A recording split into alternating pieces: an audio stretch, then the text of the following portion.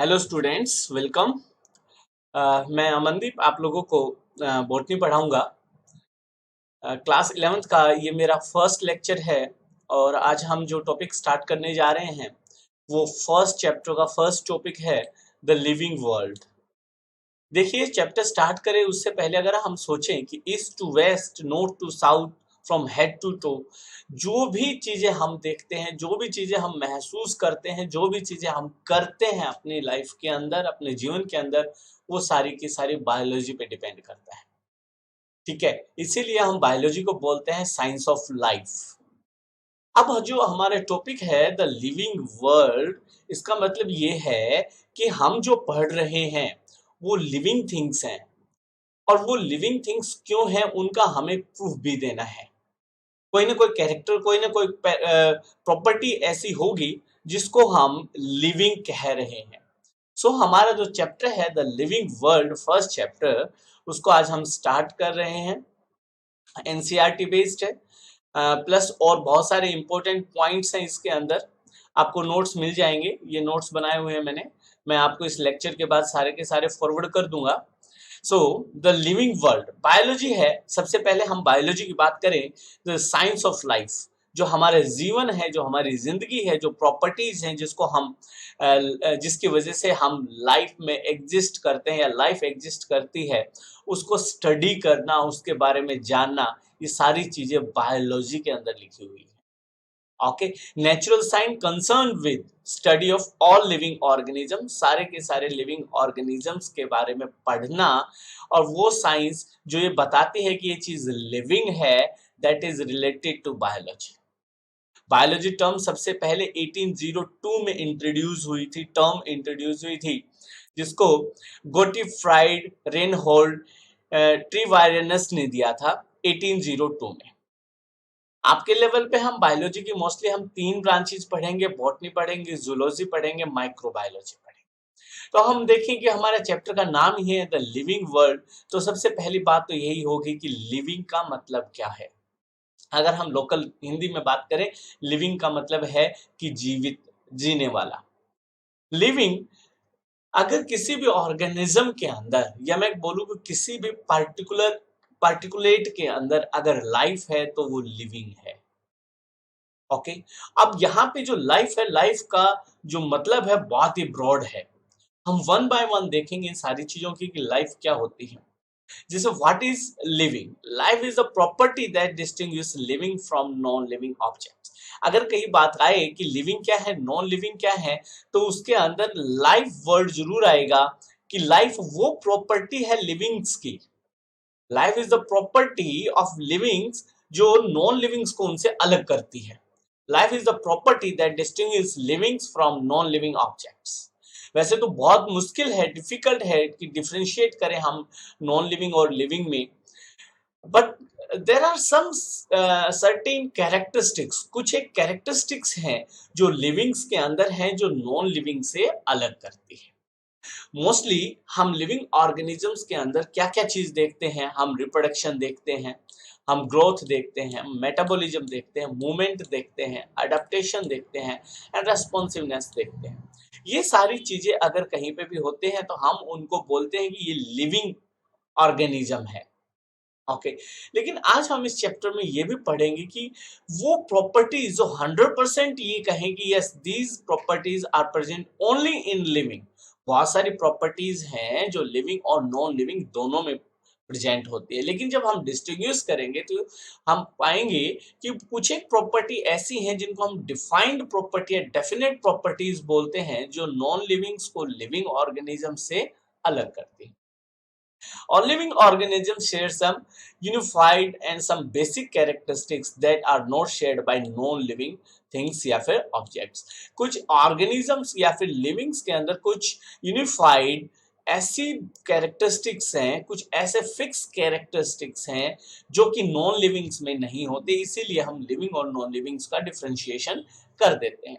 तो देखते हैं कैरेक्टरिस्टिक्स ऑफ लिविंग थिंग्स कि जो लिविंग है, जो बॉडी लाइव है, जिसके अंदर लाइफ है, उसके क्या क्या कैरेक्टरिस्टिक्स हो सकते हैं। Living things are highly organised, सारे के सारे ऑर्गेनाइज्ड हैं। आप लोगों ने ऑर्गेनाइज्ड वर्ड 10th में भी पढ़ा था, कंट्रोल एंड कोऑर्डिनेशन में भी आपने देखा था कि जो सेल्स हैं, टिश्यूज हैं, सिस्टम है या ऑर्गन्स है, वो आपस में एक दूसरे से कोऑर्डिनेट करते हैं, ऑर्गेनाइज्ड वे में है, मेड अप ऑफ केमिकल्स। जो लिविंग थिंग्स हैं made up of chemicals having highly organised complex structure, उनके अंदर कॉम्प्लेक्स स्ट्रक्चर्स होते हैं, ऑर्गेनिक मॉलिक्यूल्स के स्ट्रक्चर्स होते हैं। मैंने लिखा भी है कार्बन बेस्ड मॉलिक्यूल्स। जैसे कि बात करें यूनिसेलुलर ऑर्गेनिजम्स के अंदर जो स्ट्रक्चर्स हैं उनको हम ऑर्गेनेल्स बोलते हैं। और ज्यादा कॉम्प्लेक्स ऑर्गेनिजम्स हैं, ज्यादा कॉम्प्लेक्स ऑर्गेनिजम्स का मतलब हुआ मल्टी सेलुलर ऑर्गेनिजम्स हैं, उनके अंदर सेल्स हैं वो अरेंज्ड हैं। जैसे सेल्स अरेंज हैं, सेल्स का एक ग्रुप मिलके टिश्यू बनाता है, टिश्यू का एक ग्रुप मिलके ऑर्गन बनाता है, ऑर्गन से ऑर्गन सिस्टम बनता है और ऑर्गेनिज्म बनता है। मोर कॉम्प्लेक्स ऑर्गेनिजम्स हैं multi cellular organisms. Okay, so first character of livings are growth. All living beings grow in size, सारे के सारे लिविंग ऑर्गेनिज्म है साइज में इंक्रीज होते हैं, मास में इंक्रीज होते हैं। और जब वो ग्रोथ कर रहे थे इसका मतलब ये है कि उनके अंदर नंबर ऑफ सेल्स इंक्रीज हो रही है, और नंबर ऑफ सेल्स इंक्रीज होने का एक बायोलॉजिकल मेथड है, वो है माइटोसिस। ओके, प्लांट्स के अंदर थ्रू आउट लाइफ ग्रोथ होती है, थ्रू आउट लाइफ ग्रोथ होती है, लेकिन एनिमल्स में एक सर्टेन पीरियड के बाद वो ग्रोथ रुक जाती है या फिक्स हो जाती है, उससे आगे नहीं बढ़ेगी। इसीलिए हम एनिमल्स की ग्रोथ को हम डेफिनेट ग्रोथ बोलते हैं। Okay, increase in mass volume in the body outside, जैसे कि एक तो इंटर सेलुलर फंक्शनिंग से ग्रोथ होनी। ओके, एक ग्रोथ होनी outside of the body, body में बाहरी बाहरी रूप में ग्रोथ होनी। जैसे माउंटेन्स हैं, सैंड मोल्ड्स हैं, माउंटेन्स में लावा इकट्ठा होता गया, ग्रोथ होती गई, हो तो ग्रोथ ही रही है। इसका मतलब ये हुआ कि नॉन लिविंग्स के अंदर भी ग्रोथ हो रही है। लिविंग के अंदर तो ग्रोथ हो ही रही है, लेकिन नॉन लिविंग के अंदर भी ग्रोथ हो रही है। लिविंग के अंदर सेल डिवीजन से ग्रोथ हो रही है, लेकिन नॉन लिविंग्स के अंदर इंक्रीज हो रहा है मास वॉल्यूम बाय डिपोजिशन। जैसे मिट्टी के बड़े बड़े रेतीले ठेले जो होते हैं। ओके, इसलिए ग्रोथ को हम एक डिफाइनिंग प्रॉपर्टी नहीं कह सकते लिविंग ऑर्गेनिजम्स की। It is not a defining property of living organism. Defining property का मतलब कि वो प्रॉपर्टी जो लाइफ को डिफाइन करे कि यस इसकी वजह से ही लाइफ है, वो प्रॉपर्टी नहीं है, जो कि नॉन लिविंग्स में भी देखी जाती है। ओके, रिप्रोडक्शन, रिप्रोडक्शन क्या होता है? प्रोजोनिया, ऑफस्प्रिंग्स का पैदा होना, नेक्स्ट जनरेशन का बनना, जो कि अपने प्रीवियस जनरेशन से या पेरेंट्स से क्या होते हैं, सिमिलर होते हैं। और रिप्रोडक्शन सेक्सुअल और एसेक्सुअल मोड ऑफ रिप्रोडक्शन दोनों ही होता है। इंक्रीज होता है मास में by cell division, increase in number of cells is equal to reproduction. अब देखिए, नया जब रिप्रोडक्शन हुआ तो नया ऑर्गेनिज्म बना, और हमने बहुत पहले एक डेफिनेशन पढ़ी थी, cell arises from pre existing cells. और जब वो ग्रोथ करेगा, जब वो रिप्रोड्यूस हुआ, मतलब एक सिंपल सेल थी, वो ऑर्गेनाइज्ड होके ग्रोथ करके डिवाइड करके कॉम्प्लेक्स फॉर्म में बदली। तो इसका मतलब क्या हो कि सेल डिवीजन हो रहा है। इसलिए रिप्रोडक्शन भी डेफिनेट प्रॉपर्टी नहीं है, डिफाइनिंग प्रॉपर्टी नहीं है लाइफ की। जैसे बहुत सारे ऑर्गेनिजम्स तो हैं वो जिंदगी भर रिप्रोडक्शन ही नहीं करते, जैसे वर्कर बीज, mules. Hence, reproduction is not considered as a defining property of life. Okay. Next one, metabolism. A sum of total of all chemical reactions take place in the body of an organism. अब ध्यान रखेंगे, एक metabolically active system क्या होता है, जिसके अंदर सारी मेटाबॉलिक एक्टिविटी चलती रहे। जिस सेल के अंदर एनाबॉलिज्म है, कैटाबॉलिज्म है, जिस सेल के अंदर एनर्जी का कंजप्शन हो रहा है, जिस सेल के अंदर बाई प्रोडक्ट बन रहा है, यूटिलाइजेशन हो रहा है, वो एक मेटाबॉलिकली एक्टिव सेल होती है। सो मेटाबॉलिज्म क्या होता है? टोटल है जितने भी केमिकल रिएक्शन सेल्स के अंदर चल रही हैं, एक बॉडी के अंदर चल रही है ऑर्गेनिज्म की। एनाबॉलिज्म हो सकता है, कैटाबॉलिज्म हो सकता है। ऑल लिविंग ऑर्गेनिजम्स से मेटाबॉलिज्म, सारे के सारे लिविंग ऑर्गेनिजम्स के अंदर मेटाबॉलिज्म होता है। It is absent in non living things, लेकिन ये नॉन लिविंग्स के अंदर एब्सेंट होता है। ओके, अगर एनाबॉलिज्म ज्यादा हो एज कंपेयर टू कैटाबॉलिज्म तो ग्रोथ होती है। मतलब ये कि आप खाओ ज्यादा, पचाओ कम, यूज कम करो, तो वो क्या होगा? डिपोजिशन होगा। डिपोजिशन होगा तो साइज इंक्रीज होगी सेल्स। वॉल्यूम इंक्रीज होगी cells. So metabolism is a defining property. इसका मतलब ये है कि लिविंग ऑर्गेनिजम्स को नॉन लिविंग ऑर्गेनिज्म से या नॉन लिविंग थिंग से अलग करने के लिए जो प्रॉपर्टी है वो है मेटाबॉलिज्म। एक पहली प्रॉपर्टी हमें मिली जो defining property. Next is consciousness, चेतना जिसको बोलते हैं। All living beings respond to external stimuli. जैसे हमें पता है बाहर बहुत ज्यादा अगर हमारी आंख पे अचानक कोई फोकस करे बहुत हैवी लाइट का, वो स्टिमुलाई है, तो हम अपनी आंखें बंद कर लेते हैं रेस्पॉन्स देने के लिए। ये एक बहुत है, जैसे एक टेबल है, चेयर है, इनके ऊपर कॉन्शियसनेस नहीं है। आप इनको काट दीजिए, इनको जोर से मारिए, इनको असर नहीं होगा। लेकिन लिविंग ऑर्गेनिज्म जिनको स्टिमुलाई से कुछ रेस्पॉन्स देते हैं, जिनको महसूस होता है, ठीक है, वो लिविंग ऑर्गेनिजम्स होते हैं, कॉन्शियसनेस होती है उनके अंदर। ह्यूमंस के अंदर सेल्फ कॉन्शियसनेस है। Humans are only the organism having the self consciousness. So all living beings respond to external stimuli. These responses given by organism to the stimulus is called consciousness. किसी भी stimuli के प्रति हम कोई भी अपना response देते हैं, उसी को हम कॉन्शियसनेस कहते हैं। कॉन्शियसनेस डिफाइनिंग प्रॉपर्टी है लिविंग बींग्स। तो आज हमने पढ़ा कि जो डिफाइनिंग प्रॉपर्टीज हैं लिविंग्स की वो है मेटाबॉलिज्म एंड कॉन्शियसनेस।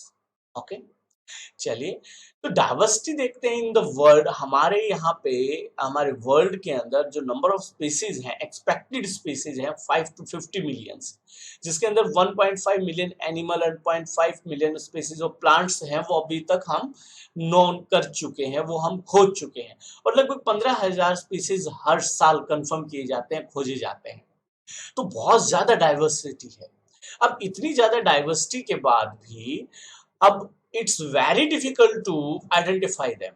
इतनी ज्यादा डाइवर्सिटी होने के बाद हमें क्लासिफिकेशन की जरूरत पड़ी कि हम क्लासिफाई कर सकें कि ये जो स्पीसीज है ये क्या है, ये ऑर्गेनिज्म है ये क्या है, इससे रिलेटेड स्पीसीज और क्या क्या है। It's difficult to study the individuals. To make study easier, scientists divide them into categories on the basis of similarity and dissimilarities called classification. तो एक पहला वर्ड आपके लिए आया है क्लासिफिकेशन। क्या होता है कि क्लासिफिकेशन है स्पीसीज को, ग्रुप ऑफ ऑर्गेनिजम्स को उनकी सिमिलरिटीज और डिसिमिलरिटीज के अकॉर्डिंग डिवाइड करते हैं। जैसे हमें बहुत सारे काउस दिखते हैं, हमने कहा एक ग्रुप बना दिए, कैटेगरी बना दी, काउ है, क्योंकि उनमें सभी में सिमिलरिटीज है। हमने ग्रुप देखा डॉग्स है, हमने देखा कि सारों के कैरेक्टर्स हैं वो बहुत सारे कॉमन कैरेक्टर्स हैं, तो हमने उसको एक कैटेगरी बना दिया। इस तरह हमने क्लासिफाई किया डिफरेंट डिफरेंट ऑर्गेनिजम्स को। Okay, on the based of similarities and dissimilarities, उसी को हम क्लासिफिकेशन बोलते हैं। अब क्लासिफिकेशन से फायदा क्या होता है? एक तो हमें पता चल जाता है कि डाइवर्सिटी कैसी ऑर्गेनिजम्स की। ओके, बहुत ज्यादा डाइवर्स ऑर्गेनिजम्स हैं हमारे वर्ल्ड में। ये हमें बताता है कि ऑर्गेनिज जैसे हम सिमिलरिटीज डिसिमिलरिटीज उनके प्रॉपर्टी अगर हम पढ़ेंगे तो हमें पता चलेगा कि ये कहाँ से पैदा हुए, उनका ओरिजिन क्या है, उनका इवोल्यूशन कैसे हुआ है। ठीक है, और इसी क्लासिफिकेशन से हमारा बहुत ज्यादा रोल है एग्रीकल्चर में, फॉरेस्ट्री में, इंडस्ट्री में, बायो रिसोर्सेज में। हमें उनकी प्रॉपर्टीज का पता चलता है तो हम उनको यूटिलाइज कर सकते हैं for development, human welfare. Okay, अब यहाँ पे बहुत सारे ऐसे तरीके हैं, ऐसे प्रोसीजर्स हैं जिनको हम ऑर्गेनिजम्स को क्लासिफाई करते हैं। सो वो सारे के सारे principles and the procedures, the principle and procedures of classification of an organism, एक ऑर्गेनिज्म को क्लासिफाई करने के लिए जो प्रिंसिपल, जो प्रोसीजर इस्तेमाल किए जाते हैं उनको हम टैक्सोनॉमी बोलते हैं। बहुत इंपॉर्टेंट चीज है taxonomy. So taxonomy is the field where an organism can be classified on the few rules or the principle and the procedures. तो टैक्सोनॉमी है क्या, कंपोनेंट्स क्या है, टैक्सोनॉमी किस चीज से बना है? हम टैक्सोनॉमी में ऑर्गेनिज्म के कैरेक्टर्स देखते हैं, उनको आइडेंटिफाई करते हैं, उनका नाम देते हैं और उनको क्लासिफाई करते हैं। ये चार चीजें हैं, character, identification, nomenclature and classification. अब ये सारी चीजें आप आने वाले लेक्चर्स में पढ़ोगे, बहुत ज्यादा पढ़ोगे। कैरेक्टर क्या है, आइडेंटिफिकेशन क्या है, नोमेनक्लेचर क्या है, क्लासिफिकेशन क्या है। ये आपको याद करने की जरूरत नहीं है, समझने की जरूरत है। आपको ऑटोमेटिक सारी चीजें समझ में आने लगेंगी। So the study of diversity of an organism and evolutionary relationship is called systematic. ये बहुत इंपॉर्टेंट है कि कोई भी ऑर्गेनिज्म है उसकी इवोल्यूशनरी हिस्ट्री को, इवोल्यूशनरी रिलेशनशिप को, वह कैसे पैदा हुआ, उसके पूर्वज क्या थे, उसके एंसेस्टर्स क्या थे, उसके हैबिटेट क्या थी, ओके, उसके अंदर मॉडिफिकेशंस क्या हुए, एडेप्टेशंस क्या हुई, ये सारी चीजें के बारे में स्टडी करना, एक ऑर्गेनिज्म की डाइवर्सिटी के बारे में स्टडी करना और उसका इवोल्यूशन की हिस्ट्री के बारे में स्टडी करना सिस्टमैटिक्स कहलाता है। कार्ल लिनियस ने सबसे पहले बताया था। Systematic is the combination of taxonomy and phylogeny. Taxonomy हम पढ़ चुके हैं।